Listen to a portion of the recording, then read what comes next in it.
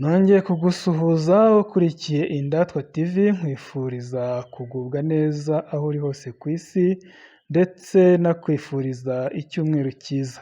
Ngarutse ngira ngo nkugezeho inkuru iri kuvugwa cyane ku isi, aho Perezida Donald Trump yongeye kuraswaho urufaya rw'amasasu, ubwo yari mu birori n'abanyamakuru bigatera icyoba cyinshi muri Leta Zunze Ubumwe za Amerika.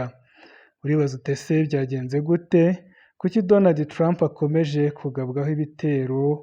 Reka ngaruke mu kanya nkuvire muzi n'umuzingo iby'iyi nkuru.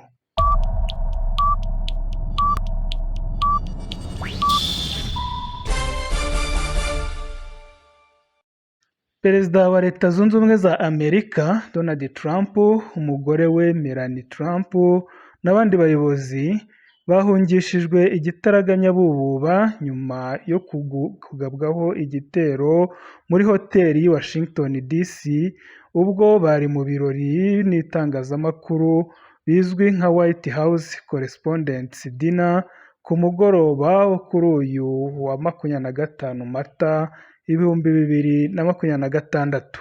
Muri iyo nyubako barimo humvikanye urusaku rw'amasasu, abashinzwe umutekano biruka bagwirirana bajya gutabara Trump n'abandi bayobozi, ndetse humvikana n'amajwi asaba abantu kuryama hasi.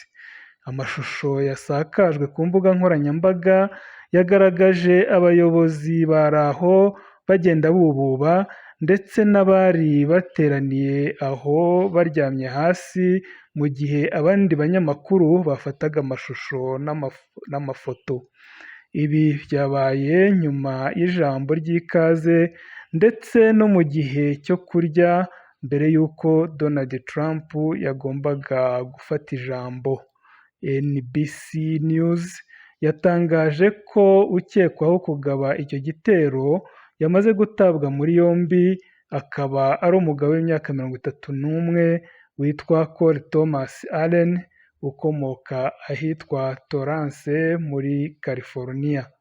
Amakuru agaragaza ko umwirondoro we wamenyekanye ubwo yiyandikishaga muri iyo hoteli mbere y'uko habaho kurasa, kandi akaba yari afite icyumba aho ngaho. Hanagaragaye amashusho uwo mugabo yiruka agana ahari abashinzwe umutekano ashaka kwegeraho Perezida Trump n'umugore we bari bicaye. Nyuma yo guhosha izo mvururu, Donald Trump yavuze ko uwo muntu arwaye mu mutwe, yongeraho ko adashaka ko abantu nk'abo b'abagizi ba nabi bahindura imitekerereze n'icyerekezo cy'ubuzima bwabo.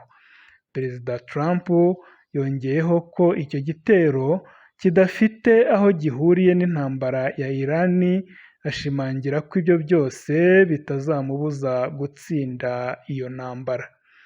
Nubwo yavuze bariko, twabibutsa ko mu kwezi kwa gatatu ubwo Amerika yagabaga ibitero muri Iran ikica umuyobozi w'ikirenga wayo, umunyamabanga w'inama nkuru y'umutekano ya Iran Ali Larijani yatangaje ko Leta Zunze Ubumwe za Amerika na Israel babateye icyuma mu mutima nyuma y'uko bishe umuyobozi w'ikirenga wabo Ayatollah Ali Khamenei, avuga ko bitazagarukiraho kuko nabo bazabasogota imitima yabo kandi by'igihe kirekire.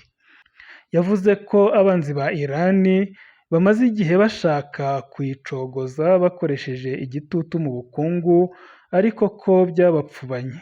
Agaragaza ko abo banzi bagerageje gutera imvururu n'amacakubiri mu baturage, ariko bikaba iby'ubusa.